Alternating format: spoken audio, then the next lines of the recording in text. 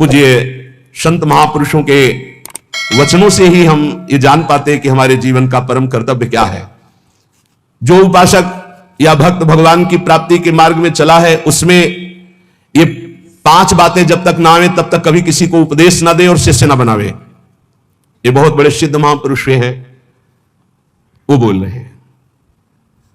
महात्माओं का हृदय माता की तरह दुलार करता है पूरे विश्व को। श्री सीताराम ओंकारनाथ जी महाराज जी ने कहा कि उपदेश देने जैसा खतरनाक खेल और कोई नहीं परमार्थ से भ्रष्ट होने के लिए। परमार्थ से भ्रष्ट होने के लिए उपदेश देने जैसा कोई खतरनाक खेल नहीं। बहुत बड़े महापुरुष हैं, क्योंकि उसमें देहाभिमान पुनः जागृत हो जाता है और काम आदि दोषों की बाहुल्यता, भोगों की बाहुल्यता, सम्मान प्रतिष्ठा की बाहुल्यता, और वो नष्ट होने में देर नहीं लगती। ये 5 बातें जब तक हृदय में ना जाए तब तक किसी को शिष्य न बनाए और उपदेश न दे, नहीं तो भ्रष्ट हो जाएगा पक्का।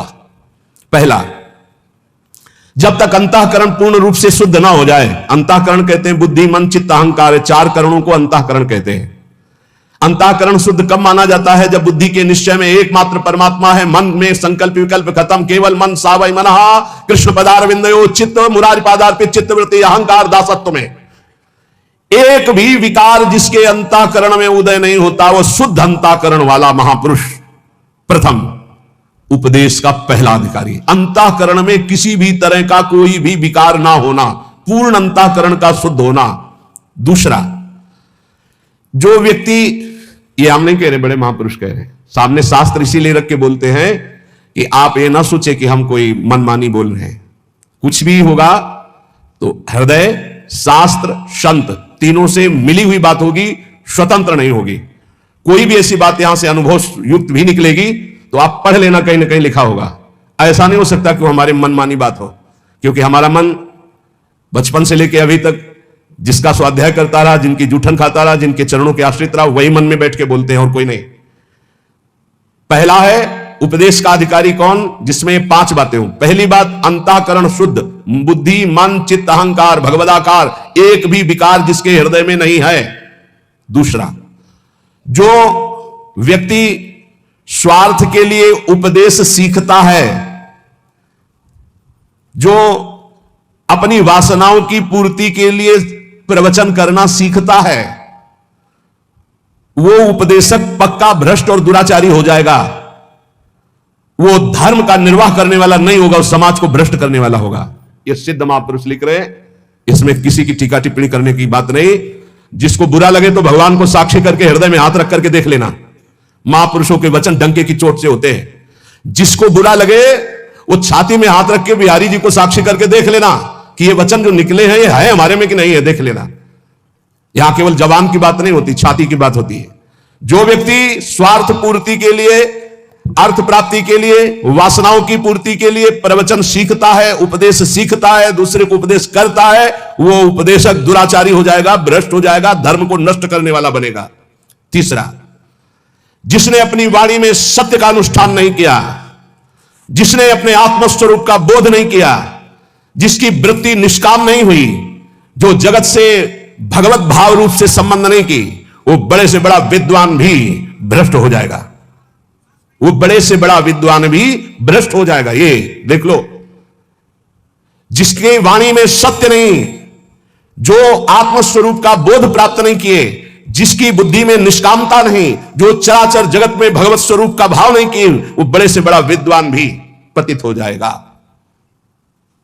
चौथा, उपदेशक ब्रह्म विद्या और निधिध्यासन दोनों साथ में, अर्थात शब्द ब्रह्म का ज्ञान और परब्रह्म की अनुभूति दोनों।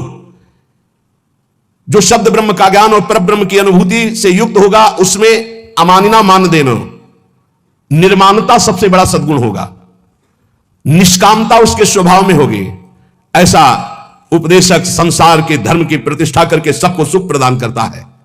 पांचवा, जो स्वयं अपने मन को कृष्णाकार कर चुका है, जो इष्ट के प्रेम में डूबा हुआ है, जिसका केवल इष्ट से दृढ़ विश्वास और संबंध है, जो इष्ट के स्मरण में डूबा हुआ उपदेश करता है, जो दुनिया में एकमात्र परम स्वतंत्र सत्ता श्री भगवान की देखता है, जो सबका परम मंगल करने का उद्देश्य रखकर, केवल उद्देश्य रखकर भगवत चर्चा करता है, उसका उपदेश देना यथार्थ धर्म का प्रकाश करने वाला होगा।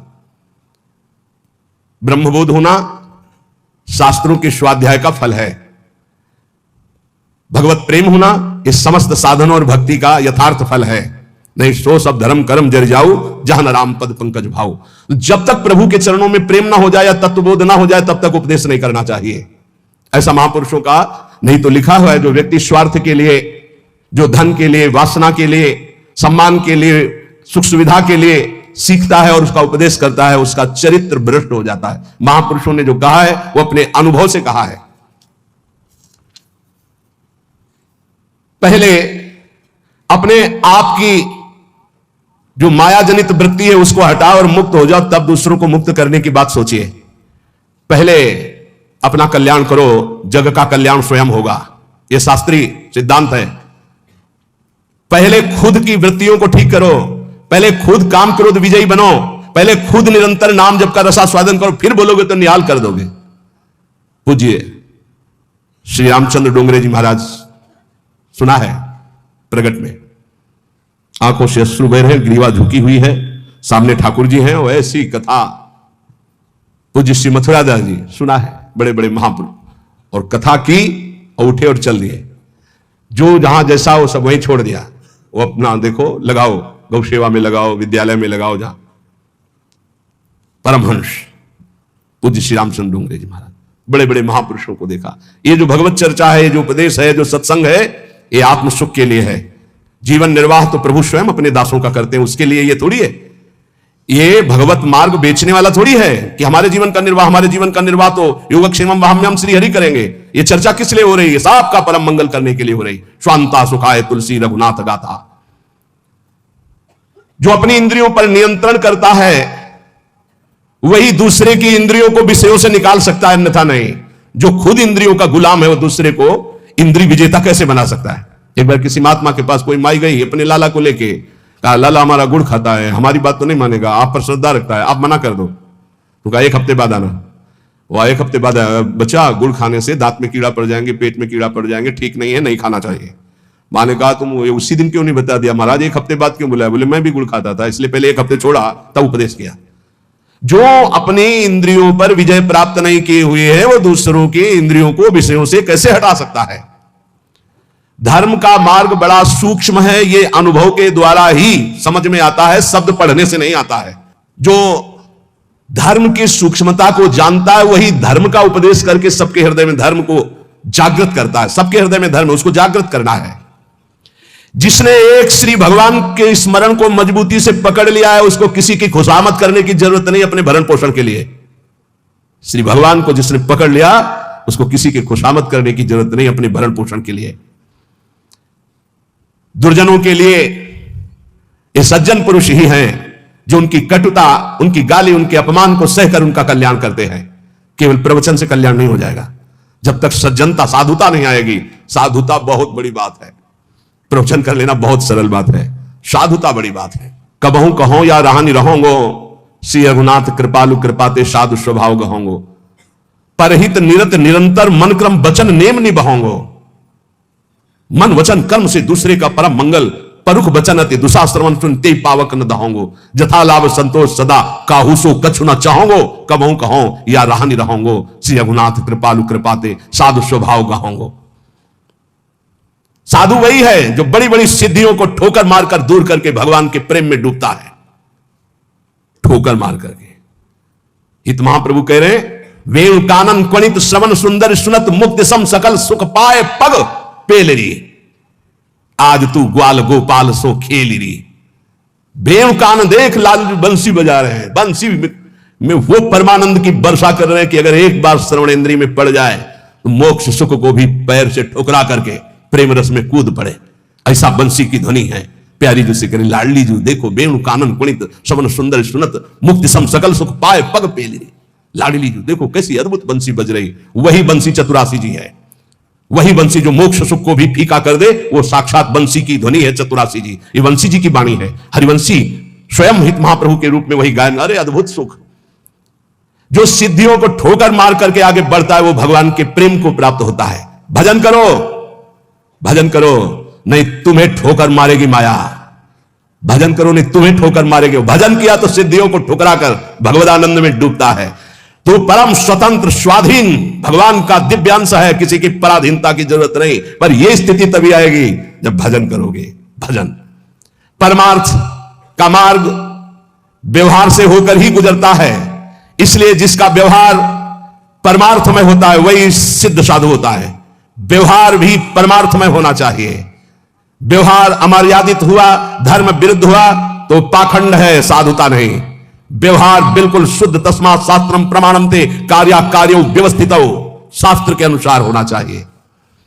भगवान व्यापक है, सबके हृदय में है, तुम्हारे हृदय में भी है, पास में भी है, बहुत दूर भी है, अंदर भी है, बाहर भी है। तो पाखंड किससे करोगे, छुपाव किससे करोगे, दुर्व्यवहार किससे करोगे? जो ये जानता है वही साधु है। जो स्वयं नहीं कर सका उसको कभी उपदेश देने का अधिकार नहीं है। अपनी दिनचर्या ऐसी बनाओ जो गुरु प्रदत्त अनंत शक्ति प्रदान करने वाली अखंडानंद में स्थित करती है दिनचर्या। ऐसा कभी मत करो जो गुरु प्रदत्त दिनचर्या है उसका खंडन हो जाए तो दुख तुम्हें घेर लेगा, निश्चित समझना। ये बहुत बड़े महापुरुषों की वाणी है। अपनी दिनचर्या गुरु प्रदत्त ऐसी बनाओ जिससे अनंत शक्ति और अखंडानंद की प्राप्ति होती, दिनचर्या से ही होती है। ऐसा कभी मत दिनचर्या का खंडन करो जो तुम्हारी शक्ति को छीन करके तुम्हें दुख में फंसा दे। ऐसी दिनचर्या विजयी होनी चाहिए कि आपके पास समय ही नहीं है। आपके पास अपनी दिनचर्या से बड़ा सौभाग्य है अपने साधकों को कि 1 मिनट के लिए समय नहीं। अगर कभी कहीं ऐसा तो 1 मिनट निकालना मुश्किल है। अपनी दिनचर्या ऐसी बना दी है गुरु जी ने, श्री जी ने। किसी भी परिस्थिति में तुम्हारे मन में कमजोरी नहीं आनी चाहिए। चाहे जैसी परिस्थिति, तुम्हें याद होना चाहिए ये इष्ट के द्वारा पास करके भेजी हुई परिस्थिति। मैं डगमगाऊं क्यों, मैं भयभीत क्यों हूं? कोई ना कोई बहुत मंगल विधान मेरे इष्ट ने भेजा परिस्थिति, इसलिए मैं मस्ती से रहूंगा चाहे जितनी बुरी स्थिति क्यों ना आ जाए। हृदय में या बाहर परिस्थिति, स्थिति या परिस्थिति, संतुष्टा येन केनवा, ये बहुत बड़ी बात है। क्योंकि इष्ट ने भेजा है ना, चयन किया इष्ट ने, किस लिए? होगा कोई उनका विधान, मंगल विधान। शांत प्रसन्न मुद्रा, कभी खिन्न नहीं, निकल जाएगी परिस्थिति और स्थिति भी। कभी कभी अंदर में भी स्थिति गड़बड़ होती है, बाहर भी परिस्थिति। इन्हीं के वचन अभी सुनाए थे पीछे। पापियों का ऐश्वर्य बढ़ता है। प्रश्नकर्ता को सुन ले ध्यान से। ज्यादातर प्रश्न करते हैं कि धर्म में चलने वाले को बड़े धक्के मिलते हैं, पाप करने वाले बड़े मौज से होते हैं। पापियों का ऐश्वर्य बढ़ता है, स्वीकार करते हैं। क्यों? क्योंकि उनके पुण्यों का नाश किया जा रहा है। तुम धर्म के फल में संदेह मत करना। ये पापियों का जो ऐश्वर्य बढ़ रहा है, इनको जैसे फांसी की सजा देने वाले को अंतिम इच्छा पूरी की जाती है, ऐसे सर्वनाश का खेल इनका शुरू होने वाला है। इसलिए इनके पुण्यों को फटाफट भुगाया जा रहा है। भोग ले। हम तो अपनी भाषा में कहते थे एकांतिक में कि जैसे 4 आदमी 2 हाथ पकड़ के 2 पैर पकड़ के ले जा रहा है। आप कह रहे धन्य है, ना लिफ्ट से जा रहा है, ना पैदल जा रहा है, 4 आदमी की गोद में जा रहा है, 8वीं मंजिल पर ले जाए, धन्य है उसका। धन्य नहीं है, ऊपर जाके पटकने जा रहे हैं नीचे। अब बताओ, ले जाते समय तो तुम देख रहे हो कि ना लिफ्ट में है ना पैर से चल रहा है, कितना सौभाग्य है। लेकिन परिणाम पता है आपको? ये 4 लोग उसको ऊपर 8वीं मंजिल में ले जाकर पटकने जा रहे हैं। अब क्या लगेगा? धन्य नहीं लगेगा, बड़ेगा दुर्भाग्य है, मरेगा जाके। ऐसे ही पापी आदमी जब चारों खाने में हरा भरा नजर आवे ना, बढ़ता नजर आवे, तो आप हाथ जोड़ के शोक मगन होना, अब मरेगा ये जाके। ये 4 जो ले जा रहे ना, ये ऊपर से पटकेंगे जाके। चारों तरफ हरा भरा, जिधर देखो उधर माला माल, जय जय जय जय। दिया सलाई लग रही सुकृत में, पुण्य में, क्योंकि पाप कर रहा है, अब भस्म होगा। कभी कभी गुरुजन जब समझाते हैं, जब देख लेते हैं ना कि बहुत पैंग लंबी बढ़ गई, तो मौन हो जाते हैं। नहीं समझता जीव, इसीलिए भगवान भी चुप हो जाते कि पहले जल ले। अच्छा, भगवान जानते कि तुम ईरान से जलेगा है नहीं, तेरी कपड़ा जलेगा ये। नयनम छिन्दन्ति शस्त्राणि नयनम दहति पावकः न चैनम क्लेदयन्त्यापो न शोषयति मारुता। भगवान का बच्चा आग नहीं जला सकती, शस्त्र नहीं छेद सकता, जल नहीं डुबो सकता, वायु नहीं सुखा सकती। तो अगर डूब रहा है, मर रहा है तो मर, क्योंकि आत्मा को कुछ होना नहीं है और तेरे पाप किया है तो भोग। भगवान ऐसे देख रहे हैं। तुम कहोगे बड़े दयालु है, नहीं, इस समय दयालु नहीं। दयालु जान रहे हैं कि मेरे अंश को कोई फर्क नहीं पड़ना, शरीराभिमानी पाप किया है, भोग ले। इसलिए वो अग्नि रूप भी हैं, वो जल रूप भी हैं, वो अपने में ही डुबो रहे हैं। किसको? अपने आप को। तुम्हें क्या फर्क पड़ रहा है? कुछ नहीं। हमारी भाषा समझ लो। कहे भगवान अब कहां गया, क्यों नहीं बचाया इनको, क्यों बचाए? उस समय जब उपदेश कर रहे थे कि ऐसा नहीं करना, तब तूने माना, नहीं माना तो भोग। तो बोले दया क्यों नहीं है? दया इसलिए नहीं कि असली वाले को जलन नहीं होगी और नकली वाला बचेगा नहीं। क्या ये नकली है यही जलेगा, असली जो भगवान का अंश है उसमें कोई ताप नहीं लगता। तो इसलिए भगवान शरीर, जैसे ये कपड़ा जल जाए तो अपने को क्या फर्क पड़ेगा, हम तो बच गए, बोले बड़ी कृपा हम बच गए, कपड़ा जल गया। ऐसे ही कपड़ा जलता है, हम बिल्कुल नहीं जनते, हमें ना कोई शस्त्र छेद सकता है नाग नहीं। तो ये जब भगवान का अंश जीव है, भगवान ये जानते इसलिए दया नहीं करते। अब कोई सही ढंग से चले और फिर उसके कपड़े में भी खरोच आने की बात होगी तो भगवान नहीं आने देंगे। और तुम दूसरों के शरीरों को भून भून के चटनी के साथ खाओ तो बिना चटनी के आग तुम्हें भून देगी। हमारी बातें बुरी लगेगी लेकिन लिख लो, बिल्कुल फायर विकेट तब आएगी जब भून के तैयार हो जाओगे।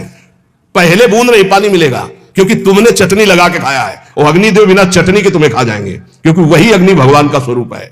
इसीलिए कहते हैं कि होश में ये मांस खाना, मदिरा पीना, व्यभिचार करना, पापाचरण करना बंद कर दो। प्रभु अभी तक जो हुआ हुआ, अब लो नसानी, अब ना नसई हो, नहीं खतरे में हो तुम पक्का। तुम्हें नहीं दिखाई दे रहा है, कोई अविनाशी शरीर नहीं तुम्हारा।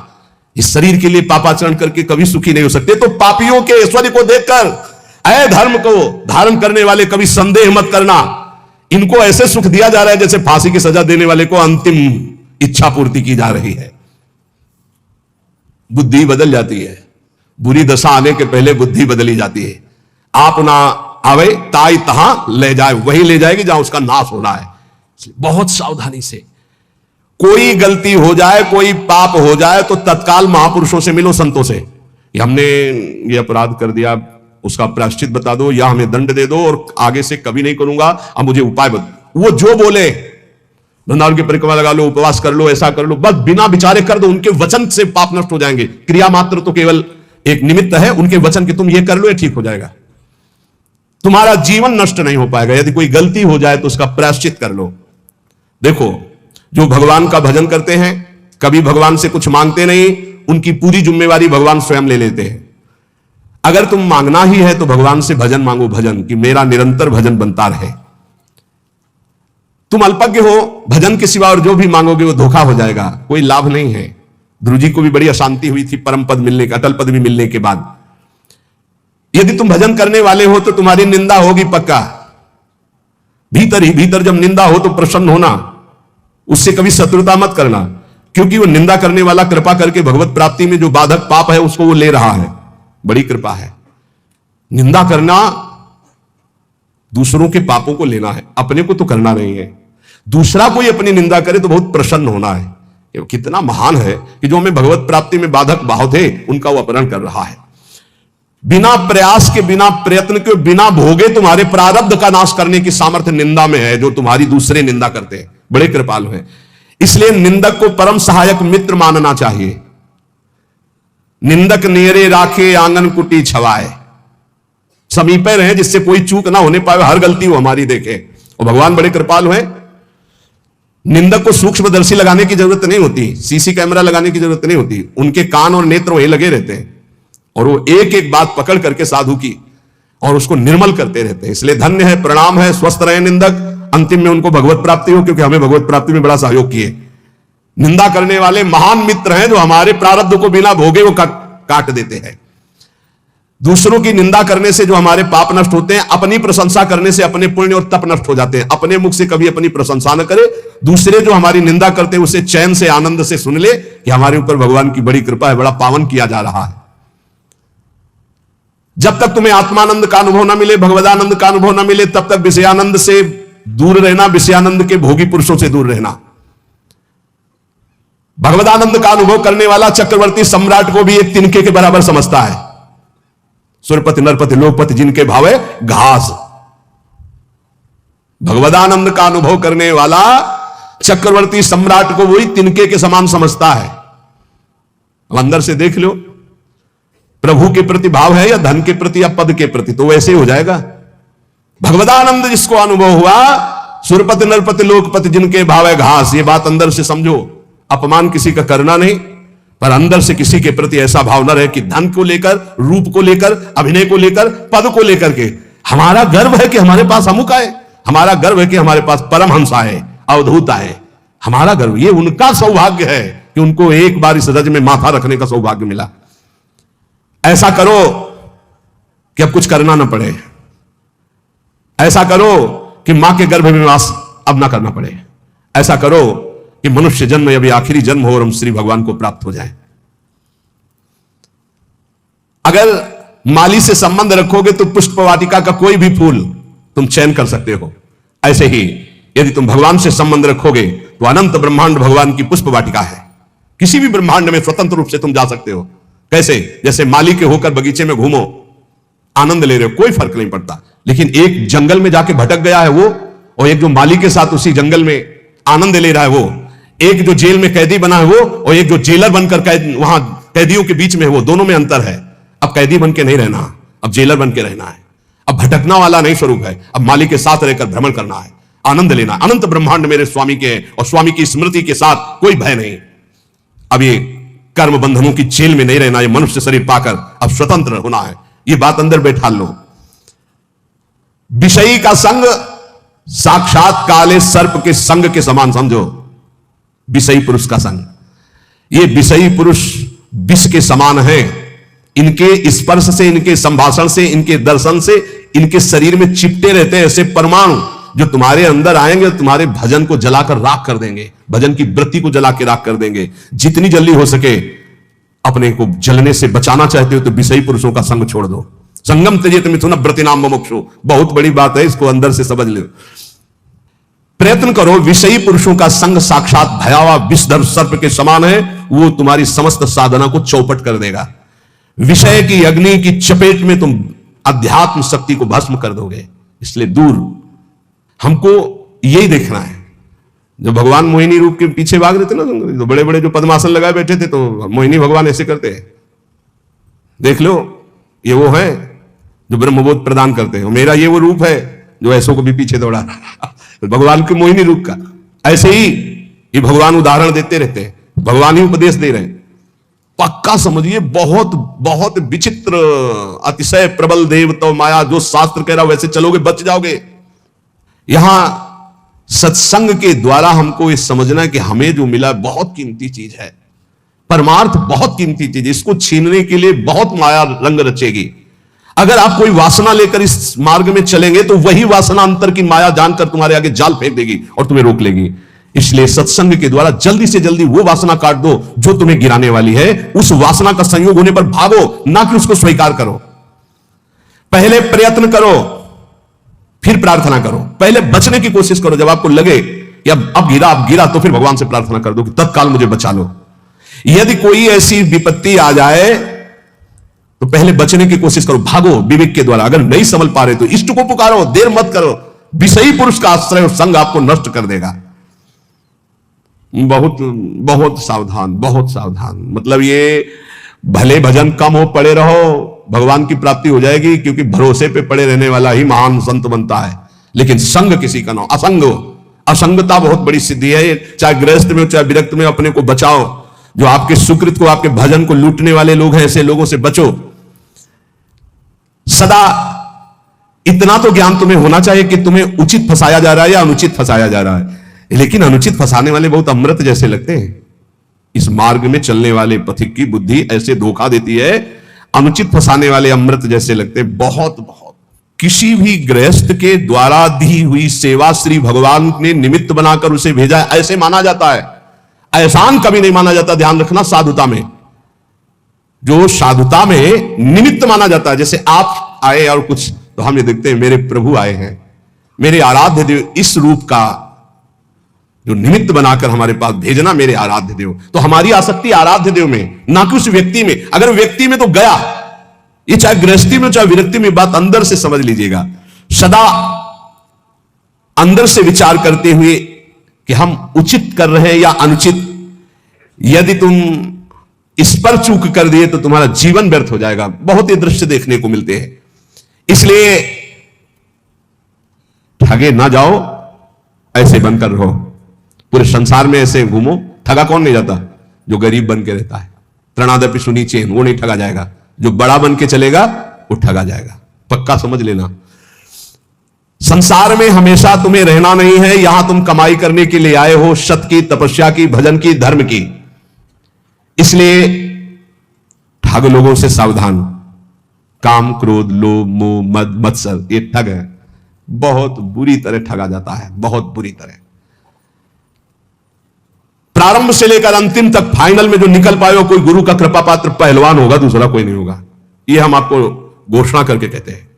अगर कोई इस भाव समुद्र से निकल पाया तो गुरु का लाडला होगा, दूसरा हो नहीं सकता, चाहे जितना बड़ा कोई तपस्वी हो, चाहे जितना बड़ा कोई ज्ञानी हो। गुरु कृपा पात्र ही क्रॉस कर पाएगा, अन्यथा नहीं कर पाएगा। ये बिल्कुल हृदय की बात कह रहा हूं, फंसे फंसाए रखे हैं। अगर गुरु करुणा ना हो तो निकल ही नहीं सकता, पक्की बात है।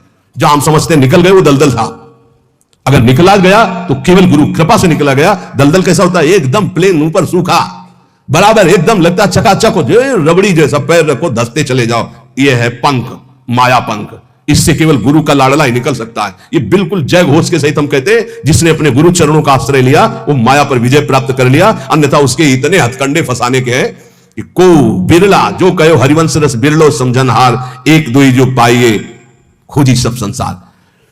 जो गुरुदेव का अभिन्न अंग बन जाता है, उस शिष्य को अपने उद्धार के लिए बुद्धि का प्रयोग नहीं करना पड़ता। हम बड़े बड़े महापुरुषों के वचन सुना रहे हैं।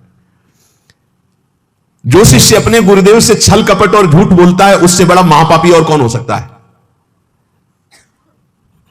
एक बार एक महापुरुष ने कहा था कि संसार में कहीं भी झूठ हो जाए, कपट हो जाए, पाप हो जाए, तो एक जगह है गुरुदेव का घर, गुरुदेव के चरणारविंद, जहां खुला बेपर्द हो जाना चाहिए।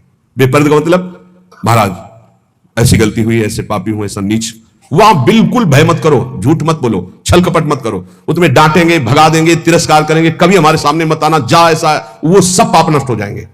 यहां कह रहे जो गुरुदेव का अभिन्न अंग बन जाता है, उस शिष्य को अपने कल्याण के लिए बुद्धि लगानी नहीं पड़ती। और जो गुरुदेव के सामने छल कपट और झूठ बोलता है, उससे बड़ा कोई पाप नहीं होता। कहां मोचन करोगे? सब पापों का मोचन करने वाले तो सदगुरुदेव भगवान है। भारी से भारी वैष्णव अपराध बन गया हो कोई भी, एक तो वो उपाय बताएंगे कि जाओ उन्हीं के पैर पकड़ो, नहीं हो रहा, अगर वो कह दे कि जाओ अच्छा कुछ नहीं सब ठीक हो जाएगा, बिल्कुल संशय मत करो, कोई अपराध नहीं लागू होगा। ये हम तस्मात् शास्त्रम प्रमाणम की बात कह रहे हैं। गुरु माफ कर दे तो विश्व का भारी से भारी अपराध माफ हो जाता है। अगर कितना भी बड़ा अपराध बन गया हो और गुरु जी उलट कर ये कह दे कोई बात नहीं, जाओ कोई बात नहीं, तुम्हारा निश्चित सारे अपराधों से अपने आप प्रायश्चित हो गया उनके एक शब्द कहने से, कोई बात नहीं, जाओ कोई बात नहीं। बड़े से बड़े अनर्थ का नाश गुरुदेव के एक शब्द से हो जाता है, जाओ कोई बात नहीं। वेद शास्त्र को सामने रखकर अत्याचार, अनाचार करना, झूठ बोलना, कपट करना, तो क्या तुम्हें यह पता नहीं कि प्रभु घटघटवासी हैं? क्या वो प्रभु नहीं देख रहे कि तुम शास्त्र को सामने रख करके क्या आचरण करते हो, क्या बोलते हो? तो शास्त्र, गुरुदेव यही तो तुम्हारे कल्याण के लिए है। कम से कम शास्त्र का प्रवचन, शास्त्र की वार्ता, गुरुदेव के शब्द, गुरुदेव के प्रवचन, गुरुदेव की वार्ता, इसी तो अपने जीवन में सत्य मानकर उतारो। एक मनुष्य ने प्रश्न किया गुरुदेव से कि महाराज, भगवान नाम से सुना है कि सब काम हो जाता है, तो फिर संध्या, तर्पण, यज्ञ, दान ये सब करना चाहिए कि नहीं करना चाहिए? तो उत्तर दिया गुरुदेव ने कि जैसे हल चलाने के लिए बैल ही जोता जाता है, हाथी नहीं जोता जाता है। हाथी से कभी हल नहीं चलाया जाता, बैल ही हल जोतने में लगाया जाता है। इस प्रकार जैसे दान देना है या संध्या तर्पण आदि करना है या और अन्य कार्य है, भगवान नाम बड़ा महान साधन है, उसको केवल भगवत प्राप्ति के लिए रखो। व्यवहार में जो कर रहे हो, ये दान है, ये पुण्य है, ये तीर्थ स्नान है, या संध्या तर्पण है, या और ये सब छोटे छोटे कार्य हैं, इनके लिए नाम का प्रयोग, ये जहां जैसा अवसर आवे वैसा कर दो। अपनी नाम निष्ठा को प्रकाशित मत करो और नाम को केवल भगवान के लिए रखो। अजित भगवान को जीतने के लिए नाम है, उसका साधारण कार्यों में प्रयोग नहीं, उसका साधारण कार्यों से समानता मत रखो। वो एक असीम अनंत सामर्थ्यशाली सुमिर पवन सुत पावन नामो अपने बस करी राखे रामो।